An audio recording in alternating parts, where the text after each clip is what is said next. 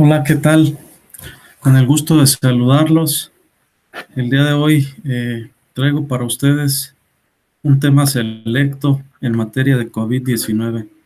Agradezco la invitación que se me hizo como parte de la capacitación para todos ustedes previo a las prácticas clínicas comunitarias, prácticas de laboratorio, como requisito, bueno, pues estar capacitados en estos temas, que seguramente lo verán al interior de las unidades de aprendizaje, algunos no. Este es uno de ellos y que bueno, el día de hoy hemos preparado.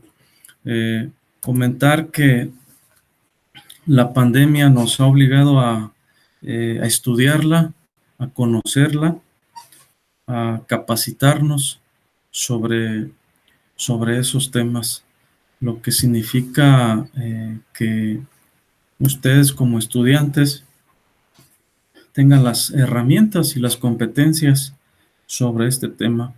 Eh, los organizadores tuvieron a bien pensar en replicar este tema en ustedes y que tiene que ver con la salud mental de los primeros respondientes en esta crisis epidemiológica por el COVID-19. ¿Qué significa?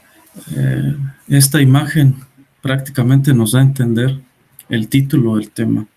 Cuando a una persona le confirman que tiene COVID-19, el primer respondiente que da contención a ese paciente, muchas de las veces, pues es el familiar, que no siempre tiene competencias en el área de la salud. Ahora imaginen lo que significa tanto para el paciente como para el primer respondiente conocer este resultado. Ahí es justo donde aparece una crisis psicológica, tanto en el paciente como en el cuidador informal, en este caso por la teoría, denominado primer respondiente. Para lo cual creo importante que tengamos que conocer el concepto muy sencillo, muy práctico de lo que es el primer respondiente en materia de COVID-19. Pues en otras palabras es aquella persona que decide proporcionar los primeros auxilios a la persona que presenta una alteración en su estado de salud o en su integridad física.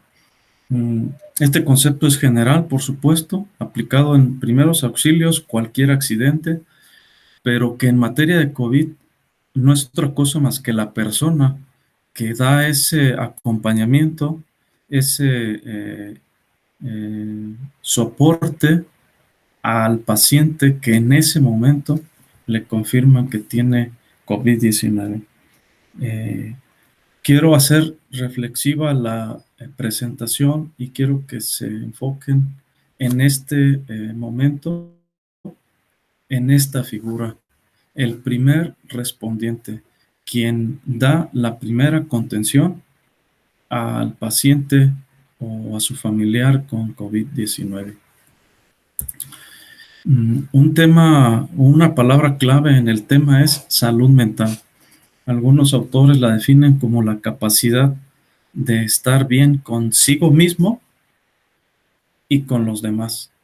¿A qué se refiere esto? Eh, Estar bien contigo mismo se refiere a los pilares de la autoestima, la capacidad de autoevaluarte, de autoconceptualizarte, de la autopercepción, entre otras. Que significa que tienes la capacidad de valorarte, de pensar en ti, por supuesto de manera positiva. Hago hincapié que no muchas de las veces las personas piensan bien sobre sí mismos. Estar bien con los demás es la capacidad de relacionarse, de compartir, de colaborar, de trabajar en equipo, de proporcionar el bien al otro, cuidar al otro. Ahora imaginen lo que significa la salud mental del primer respondiente. Eh, significa que si él no está bien, ¿con qué calidad otorgará esos primeros auxilios, esa primera contención a su familiar, a su paciente, a su, pues sí, a su familiar?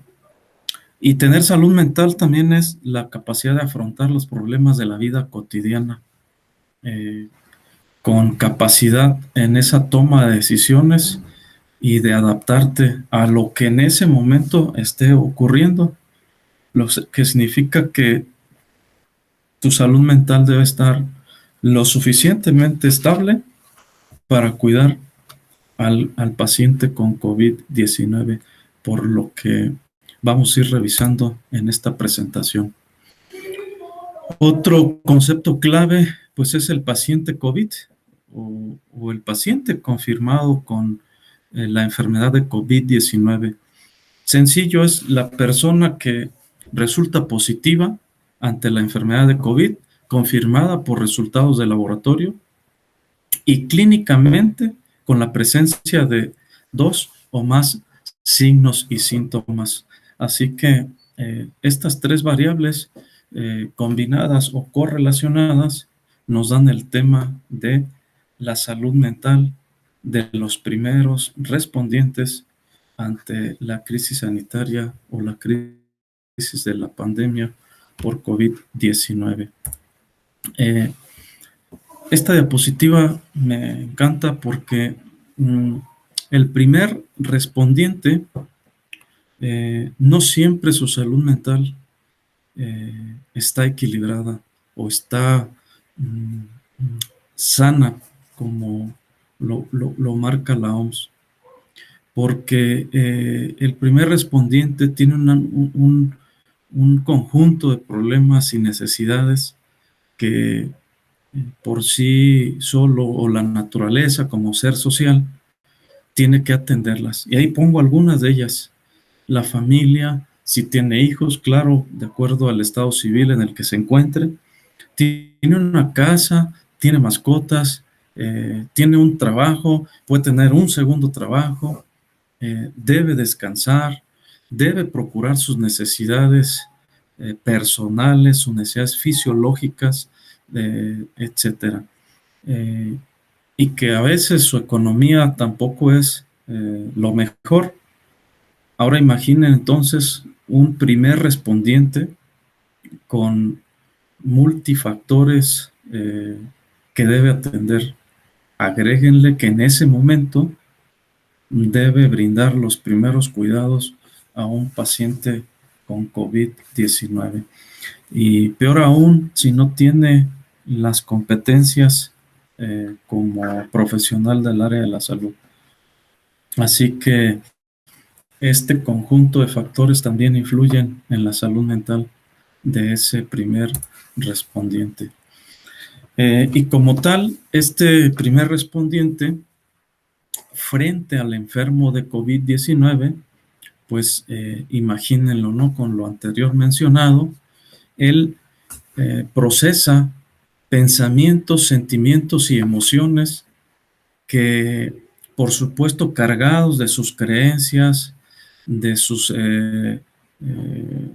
costumbres, de sus tradiciones, atiende al otro que tiene enfrente, no siempre de manera asertiva. Entonces, en ese momento, el primer respondiente también pasa por un proceso de crisis psicológica que algunos nos preguntaríamos cómo estará el primer respondiente en el momento o en el transcurso de atender a un paciente con COVID. Seguramente no siempre está estable. Pongo unas frases abajo de las imágenes. En su lado izquierdo dice que los engranes no se paren y sigan coordinados.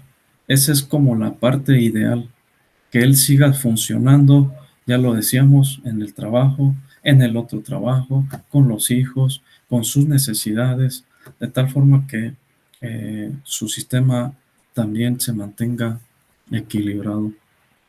Y por otro lado, eh, imaginen que esos engranes estén descarrilados o muy apretados o muy flojos o muy sueltos.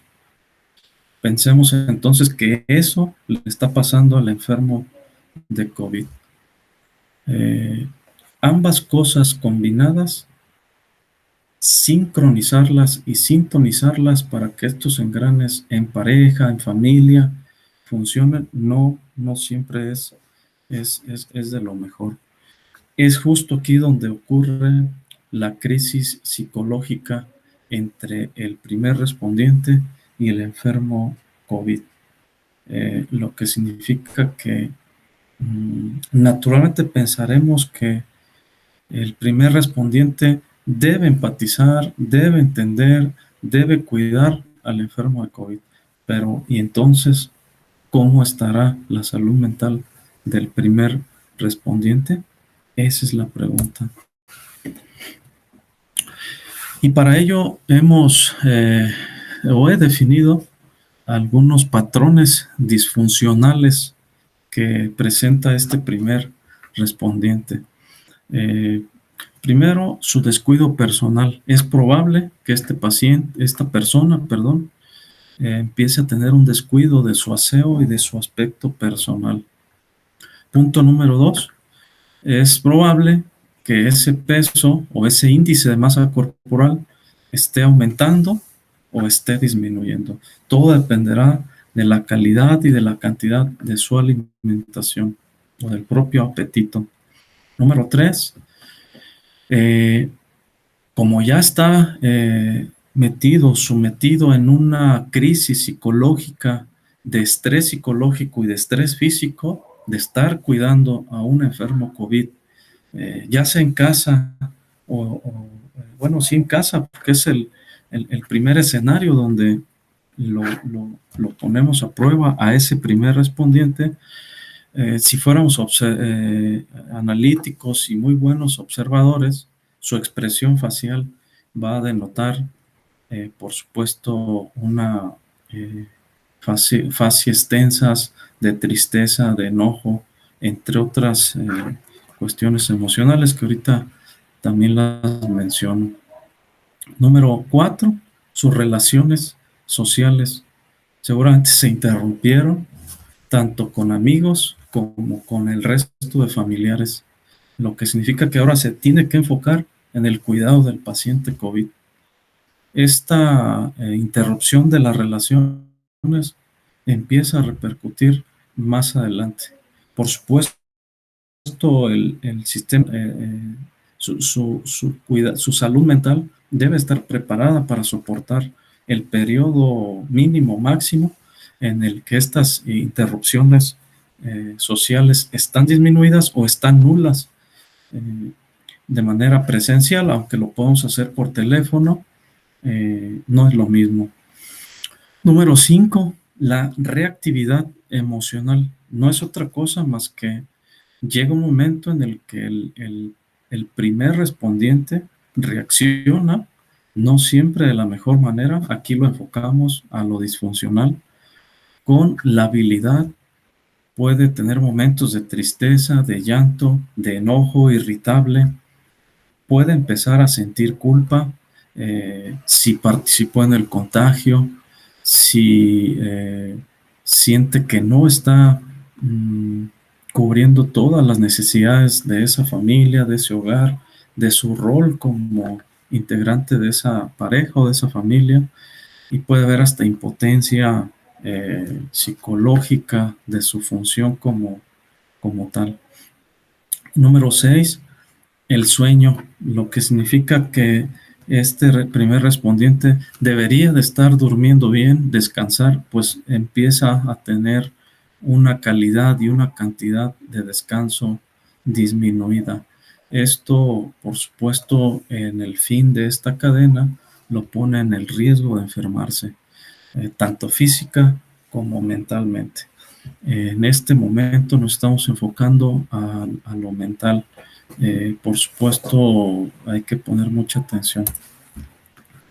Eh, hay que siempre pensar en un plan de cuidados para ese primer respondiente. Y si en algún momento te toca a ti ser ese primer respondiente, pon atención en estas seis, digamos, etiquetas diagnósticas que vienen, por supuesto, precedidas de un razonamiento diagnóstico que habla de ese conjunto de signos y síntomas múltiples que nos llevaron a determinar estas seis etiquetas diagnósticas. Eh, Número uno, cansancio del rol cuidador, sin lugar a dudas. Imaginen todas las funciones que ya mencionamos que debe cumplir: sus trabajos, sus hijos, su familia, la escuela, la economía, etcétera. Es probable que termine cansado, agotado o hasta con síndrome de burnout. Número dos, el afrontamiento familiar comprometido.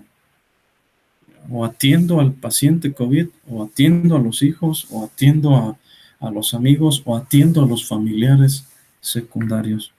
Ese rol familiar empieza a tener alteraciones. Número tres, el desempeño inefectivo.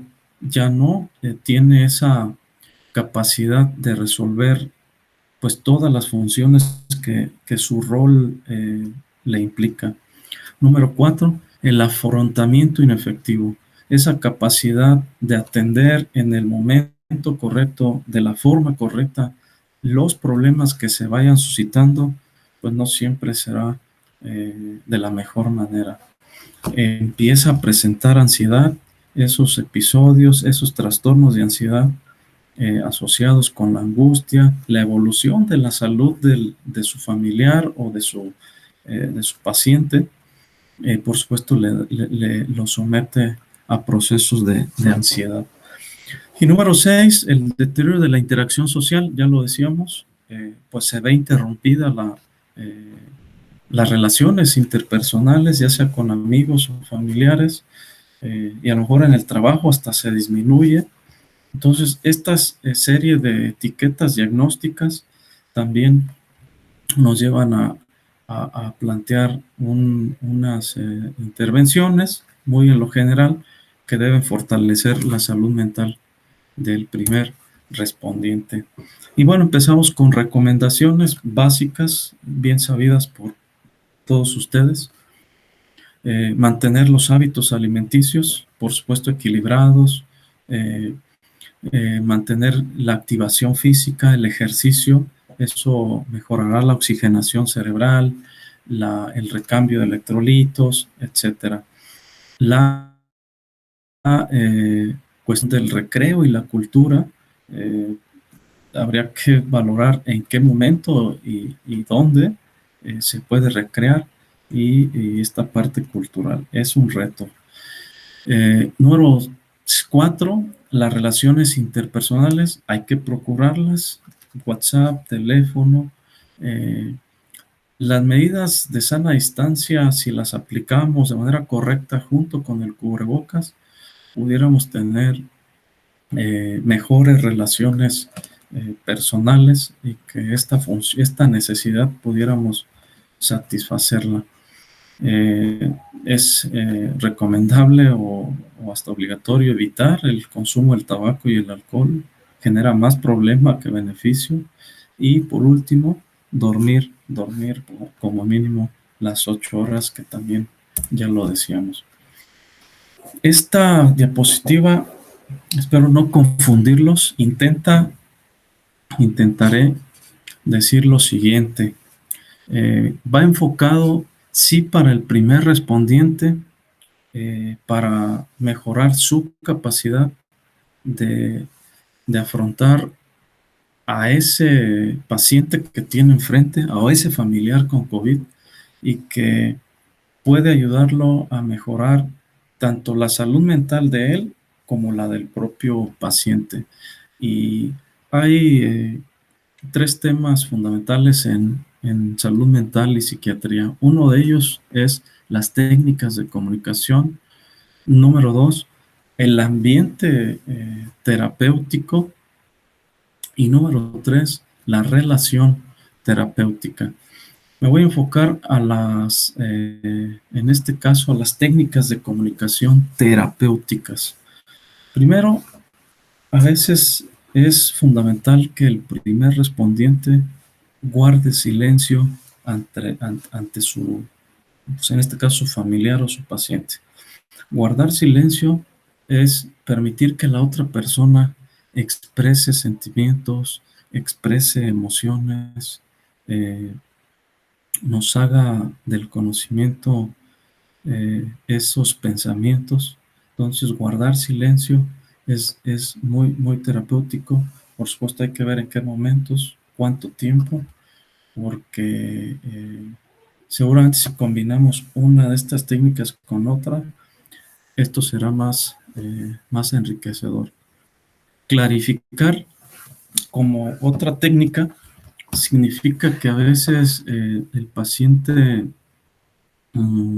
hay que aclararle cualquier posible malentendido que esté teniendo eh, pues ya sea con la familia, con el propio primer respondiente, con el entorno, que no esté, que lo esté manteniendo confundido y que lo haga pensar a veces hasta mal, de que se ha sentido solo, mal atendido, ignorado.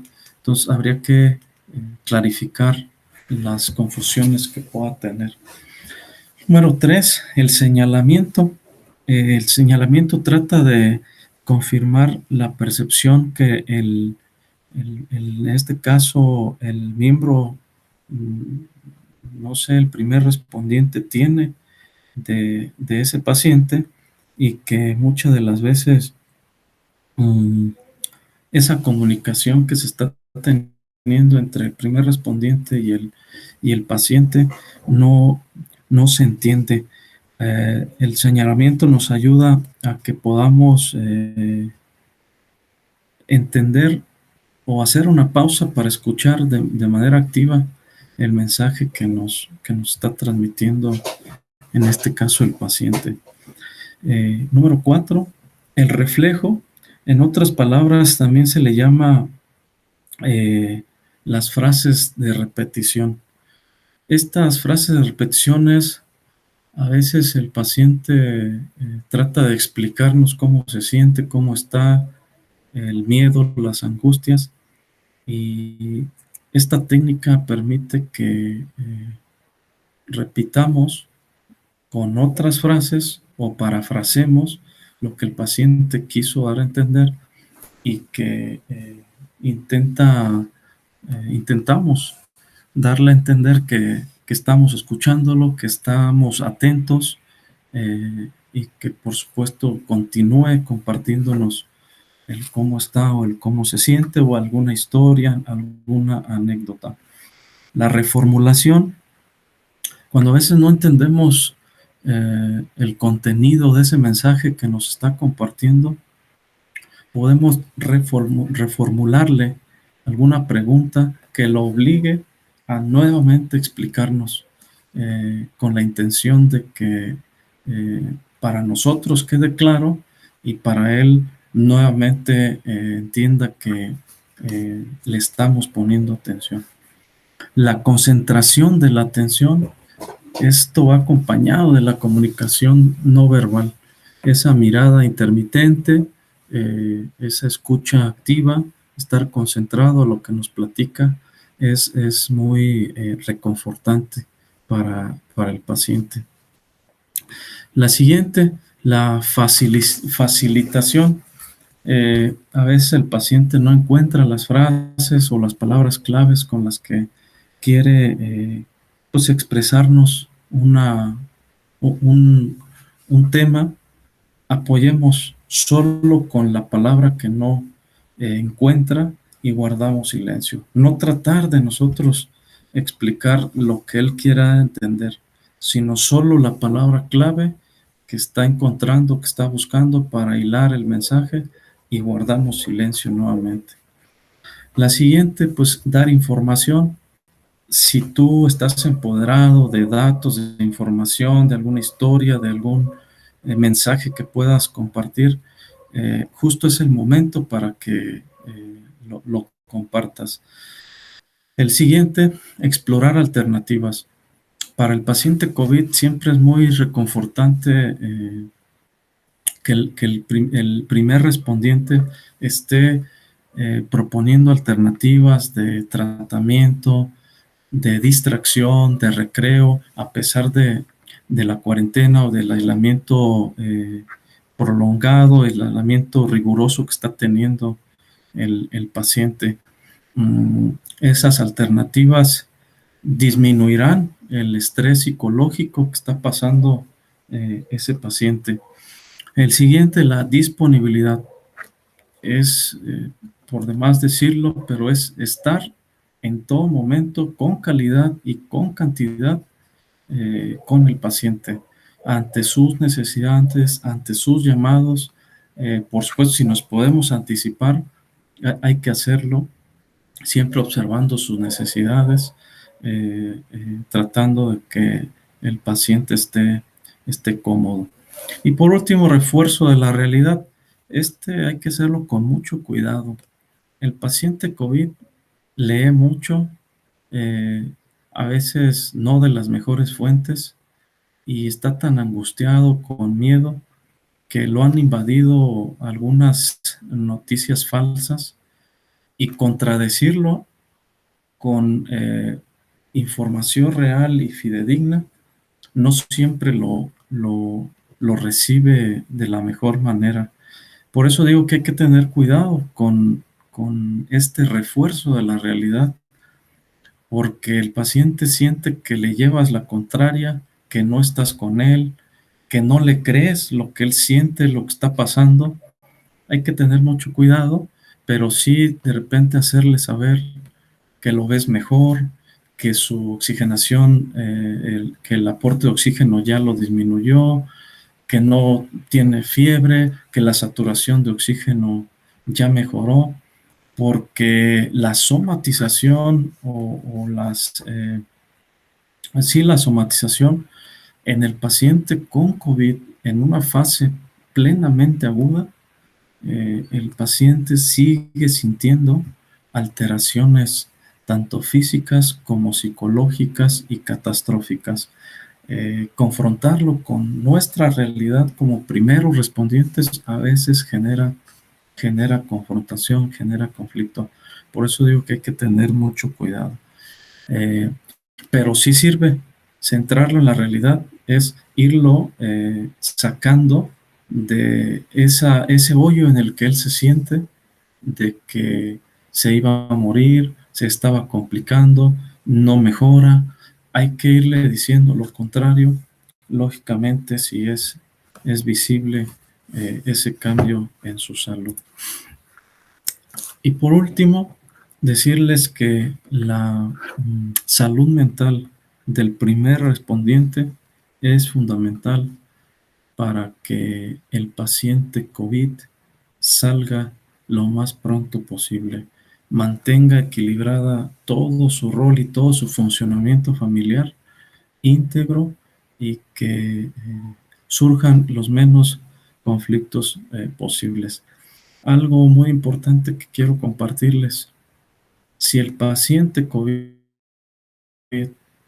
eh, a pesar de que salió de la crisis de salud, eh, aborda al primer respondiente descalificándolo, sometiéndolo a que él tuvo la culpa, a que no estuvo al pendiente 100%, a que no tenía iniciativa, y les toca hacer esa función de primer respondiente, reitero, solo guarden silencio. El paciente COVID muy pocas veces va a observar lo positivo que hizo el primer respondiente. Y si lo hace, pues qué mejor o qué bueno, ¿no? Ese reconocimiento, ese agradecimiento sobre los cuidados que recibió. Así es que dice esta frase que puse abajo: ¿y quién te cuida? Al primer respondiente. Es decir, ¿quién lo cuida a él? Esa es una pregunta reflexiva. Pues muchas gracias. Enhorabuena en su capacitación, esperando que haya sido de su agrado este tema. Hasta pronto.